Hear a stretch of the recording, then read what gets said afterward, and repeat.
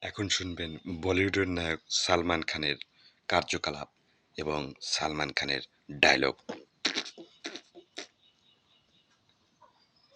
এই পৃথিবীতে আমি শুধুই তোমাকে ছাড়া আমি বাঁচতে পারবো না। আমি তোমাকে অনেক ভালোবাসি। তুমি সবকিছু ছেড়ে আমার কাছে চলে আসছো। আমি তোমাকে ছাড়া বাঁচবো না পিয়া। আমি তোমার নিঃশ্বাসে, আমি তোমার বিশ্বাসে, আমি তোমার হৃদয়ের জানালায় জেগে জেগে পাহারা দেব।